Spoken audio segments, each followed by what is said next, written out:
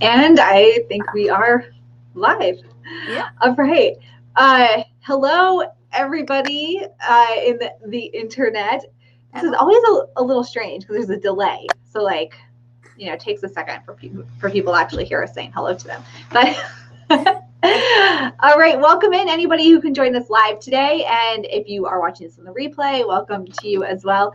I'm Sara, founder of the Sisters Enchanted, and I'm joined today by the other Sara at the Sisters Enchanted, the two Saras. And Sara is one of our astrology teachers. She is our program director, I think is your official. We're always changing titles, trying to make them clever and creative and moving people around. So I think you are currently our program director, and you make classes and teach and do all kinds of good stuff. So Sara also, every Friday, she has for the past few weeks, an astrology forecast for us. This is new. She's been doing it for a while now. And we thought that today we'd bring it live. Yeah, exciting. To the airways. Yeah. So, Sara, do you want to, just in case there's anybody here who doesn't know you, I will, real quick, if you're new here, the Sisters Enchanted has been around since 2016. We teach classes, we have community for witchy, magical people looking to bring some enchantment to their everyday, set intentions that they actually create into being, and have lots of fun with all things witchery. And Sara has been in our community for years. And so, Sara, why don't you just give a quick rundown of who you are so people know? Yeah, so I'm Sara. As you can hear, I'm over in the UK. And yeah, I think it's been about 4 years I've been involved with Sisters Enchanted. Just like lots of people came across an ad on Facebook at a time when I was really kind of looking into my own kind of magic life. And but my background is I'm a psychologist, and I am also a teacher. I have been a teacher in schools. I'm a writer, and I just got really into everything I learned at Sisters Enchanted, but particularly astrology, because with my psychology background, it just really clicked for me. It just kind of spoke to my science and psychology and my love of Carl Jung, and I'm a health psychologist, so it was just bang on. So that's what I really, out of the things I learned, although I use them all in my own life, that astrology is what I really kind of ran with. Yeah, you're so good at it. You really dove in. Yeah, so Sara, she said she's a psychologist, and she brings that knowledge to her astrology work, and has been an amazing addition to our astrology program here. Right. So, Sara, where should we start with this forecast? Of course, on Monday we get the sun moving into Taurus, and Mercury, both the sun and Mercury are moving into Taurus on Monday. And I think that's really it's always good when we go into Taurus season. It's kind of slow and steady, and it kind of grounds us. But we were so pumped up with Aries energy this Aries season, because not only did we have the sun in Aries, we had this new moon that was part of all the planets lining up with this moon and feeding it with so much energy. So we've just come off this kind of time when all our sort of solar to-do list type mind, as well as our lunar kind of how we want to feel in our life, it's just all Aries, and just ideas, let's do this. And I think we already are ready just to go, breathe, ground. How are you going to do this? Taurus is good at teaching us to go sort of step by step, just kind of okay, yeah, this is a great idea, but you've got to make it happen. It's not just going to happen. So break it down step by step. Do something every day that moves you a little bit closer to that goal. So I think we're really ready for this energy. I'm really ready for this energy on Monday to come in. So, and of course, with also Mercury coming into Taurus, it's going to help us really to steady our minds, just be peaceful. That's Taurus, good. Yeah, I could use some of that. Taurus has this wonderful grounding energy. Taurus is the bull, and it's all about the things we value, and about our finances and our and our like, you know, grounding in the world, and like our kind of physical be objects and all those, that kind of stuff, and our home and our comfort. But Taurus also loves us to go out into nature and to find the beauty in everything mundane, just like, so if you've got lots of tasks to do and you've kind of had this like huge big intentions, it's kind of like Taurus will help us all to just like, you know what, there's some tasks I have to do that may be a little bit more mundane, but they're beautiful. I'm writing at the minute. As long as I'm a Sisters Enchanted work, I have to finish a big book very soon. And I know that the Aries energy was just making me go, oh, another idea. It's just like, you've got to contain this now. You've got like weeks before you have to get this on the registers. No, you have so much to do. No more ideas. So Taurus, it's very much like, and I find out I'm already feeling it. I'm already trying to evoke that Taurus. You know what? Each sentence is beautiful. I can craft these beautiful sentences. I don't need any more ideas.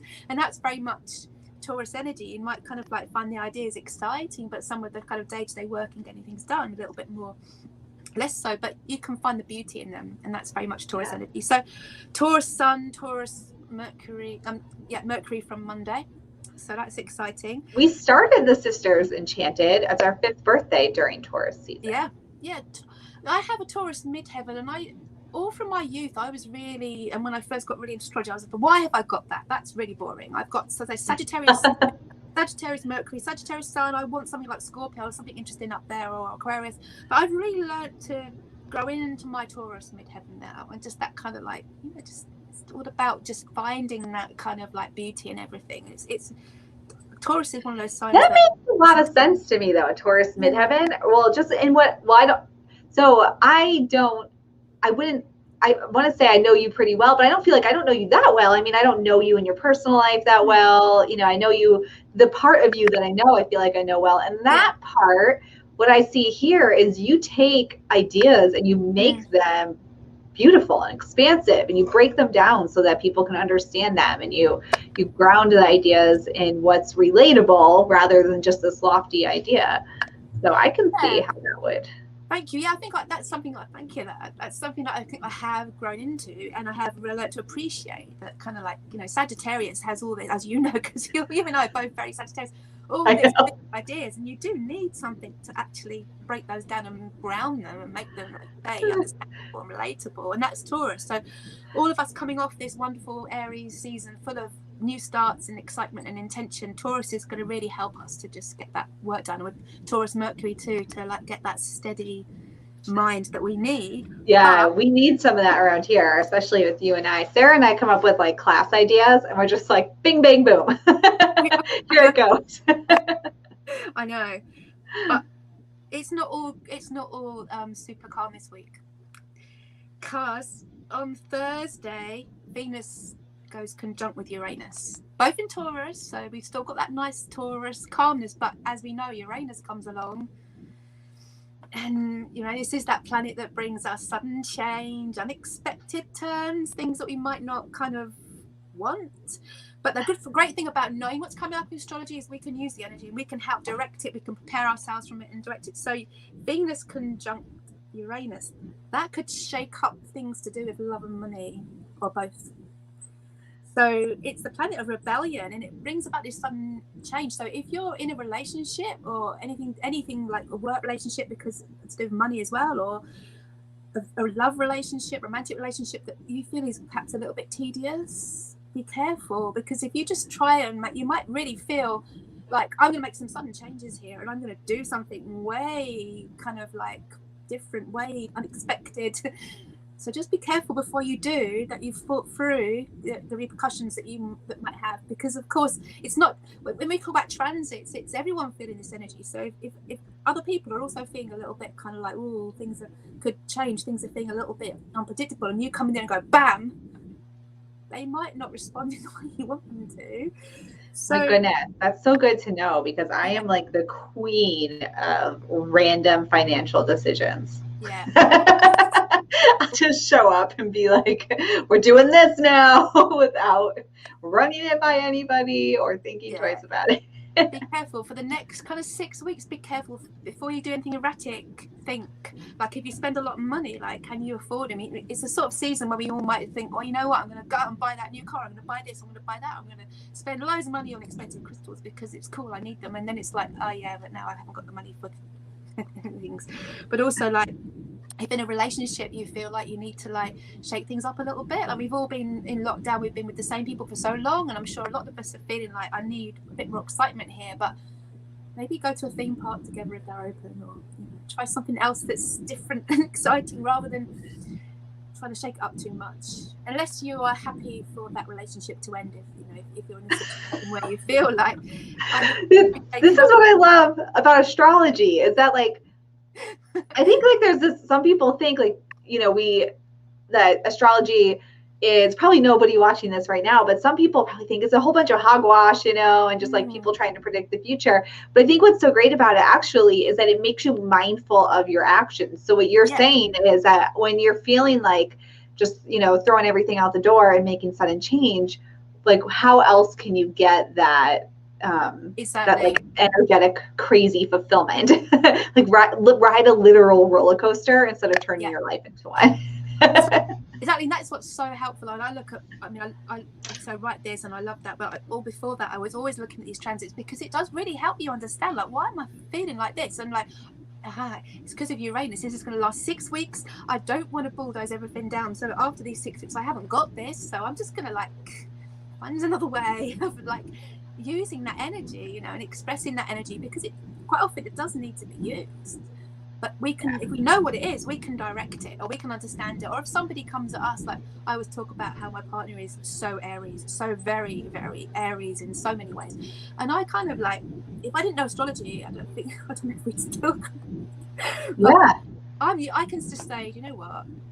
Look, you're in your Aries sun season, Aries moon, you're so Aries right now. I'm just going to walk away for 15 minutes while you calm down, because I can't help you. You need to vent it, and I'm not going to take it personally because I know it's aimed at me, but it isn't actually aimed at me. It's just your fire going for no, I've shared so many times on like every time we talk about astrology about my husband and I, and how just understanding our astrology and our birth charts really is probably the one thing that has kept us together, because I was like, oh my gosh, he's not as crazy as I think. He's just him, which is the opposite of me. Which is why I think he's crazy and why he thinks I'm crazy. But really, neither of us are. We just literally, our blueprints are like opposites of each other.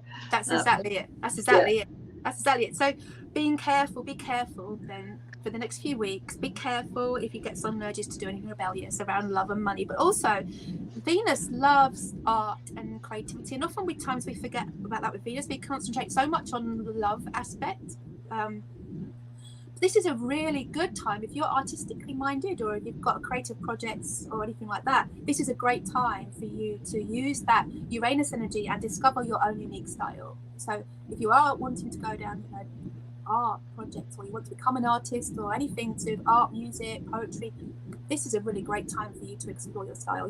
It's a good time to use that Uranus energy, come up with something really unique and different and rebellious. It's a good energy to use, and people might just forget about that side of it. So there we go. So this week, instead of actually being like rebellious and causing chaos in life, channel that energy into some kind of like creative rebellion. Creative rebellion. We've been watching a lot of stuff on our TVs lately about kind of some of these early like in the 70s and 80s, some of these creative rebellions, like when they were upset about things in the world, they came up with all these creative ideas like zines and music and concerts, and like, so it's a with everything we've been going on in the world lately, that's a good thing to do, to come up with a way of rebelling through your art. Sure.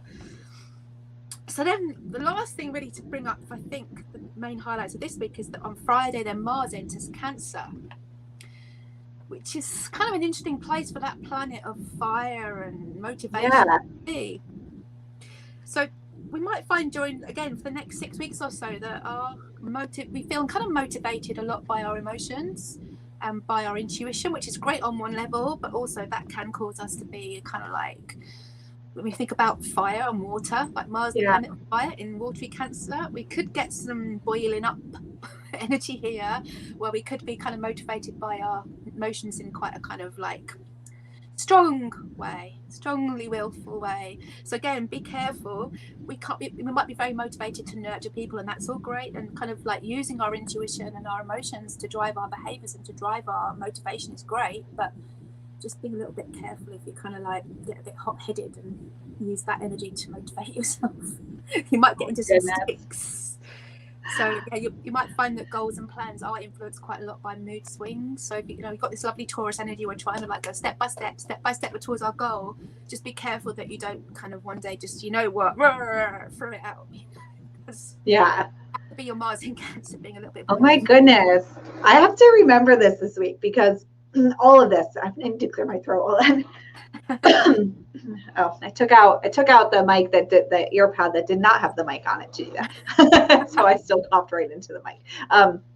But when I think about my own personal life this week, we have a few new team members at the Sisters Enchanted, and we've been having meetings and like organizational things. So there's a lot of changes of brewing for us structurally, and some new classes we're working on. And then also my family, we're taking a road trip to visit my grandparents, and it's like a 13-hour car ride. And we're doing that on Tuesday. I think we're leaving Tuesday afternoon, and we're driving home under the full moon in Scorpio the next week. Wow. So I feel like that I'm just really gonna have to take a lot of deep breaths in this next week, and just really remind myself, just don't do anything, Sarah. Just be and don't do anything. Definitely. But I think that kind of like Taurus finding peace in art and beauty and in nature could be really good to help us kind of like with all the other things that are going on this week, to find that kind of grounding, and to like, do something. I'm going to try and do something like arty. I have something beside me, so that if I get kind of about things, like you could just like, I'm just going to color this in, and then that's better. But I gotta definitely bring some books, some audio books. That Jamie is sharing in the comments. Started a book with all 7 of our birth charts, husband and 5 kids. Seeing them on paper helped us tremendously. Mm-hmm. Yeah, I think that so we can ask, like, if Sarah has anything else to say just about our forecast, or if anybody wants to ask any questions. But I'll share that looking at the astrology forecast, and this is the next week, the Scorpio full moon. Yeah. But so not part of what Sarah's talking about today. But that is like having those birth charts is so handy in understanding them, because when I was looking at our drive home and seeing that it was going to be in the Scorpio full moon, I have Pluto and Mars in Scorpio. And so I'm typically very patient, but when I lose my patience, it happens fast, comes out of nowhere, and it's a big reaction. And then my son, who's almost 4, he's a Taurus son. He has his moon in 12th house in Scorpio, and he's going through lots of literal growing pains, and like just growing. And he can be very emotional. And one minute I'm handling it, and the next I am not. And so it's really helpful to know all of that and see, though, that like he's super emotional, and probably is like very embarrassed that he's so emotional, doesn't want us to see it, and then I react to it and whatever. So knowing all of like what's going on with your birth chart and people you live with or share space with frequently is so helpful. And then when you hear like Sarah's prediction for the week ahead, to kind of understand what's going on is so useful. Absolutely, because you can, of course, you can relate this, like this Taurus energy. If you know where Taurus is in your birth chart, you can see where that's particularly, like I have, like I say, Taurus on my midheaven in house 10. So I know that this Taurus sun is really shining that light there.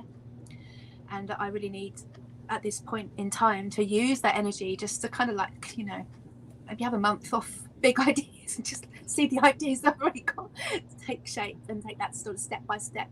I love that kind of like, kind of mantra that every day make sure that you take a step towards your goal, just one step closer to where you want to be. And I think we've all had this wonderful Aries energy with the solar and the lunar, where we've had this kind of like, this is what I want to achieve, and this is how I want to feel. Now we can use this Taurus energy to kind of take that step each day. Make sure you take a step towards that each day. And I think, you know, wherever it is in your chart, of course it's going to be like, it's going to affect your whole chart, but wherever Taurus is in your chart, specifically in that area, might be important.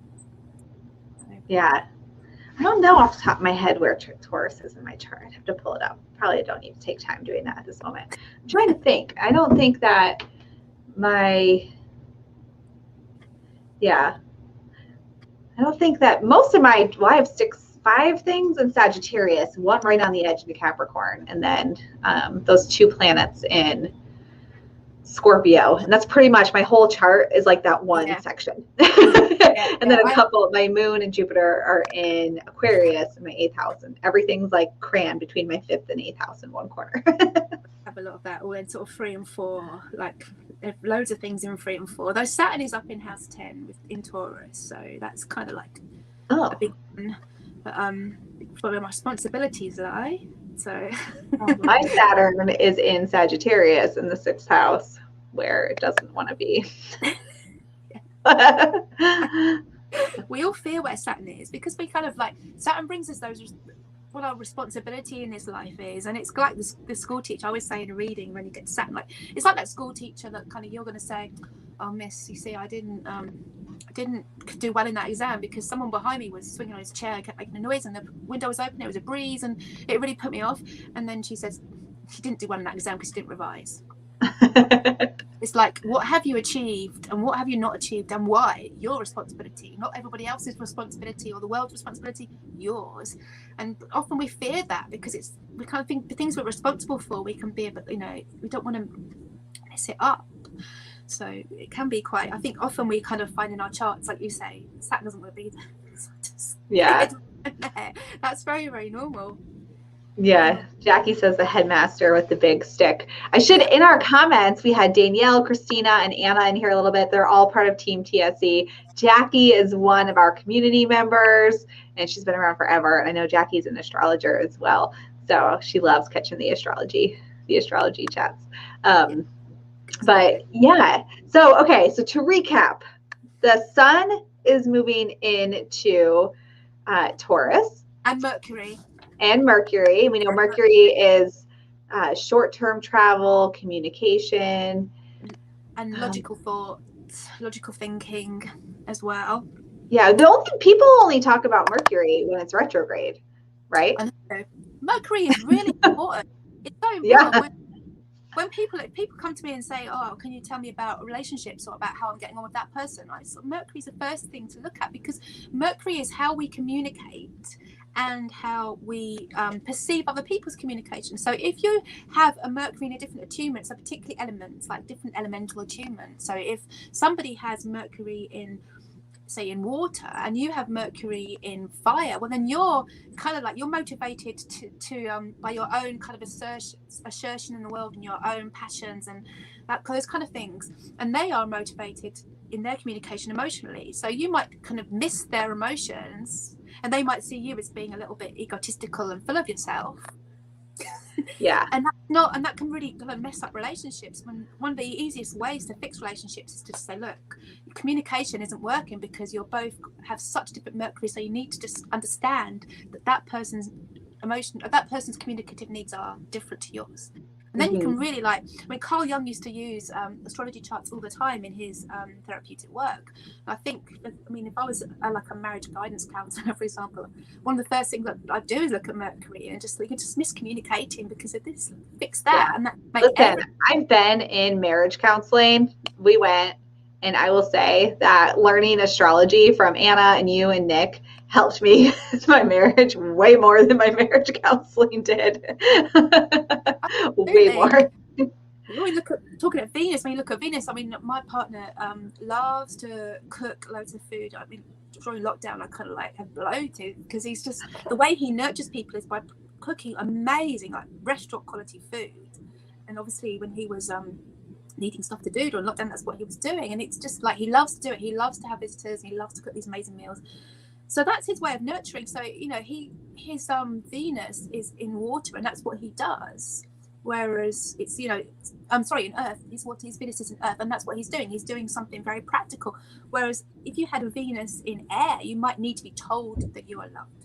and to tell people that you love them, but they're showing you love in a different way. So that's another way you can look at charts and see kind of. Yeah.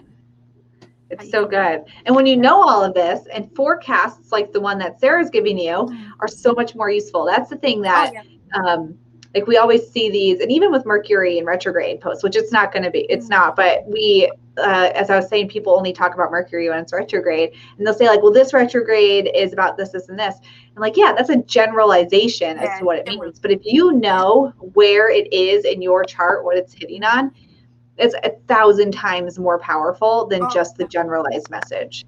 Absolutely. So whatever the sign is, whatever the sign Mercury is retrograding in, then you look on your chart and see where that sign is, and that's where that impacted that retrograde the most strongly.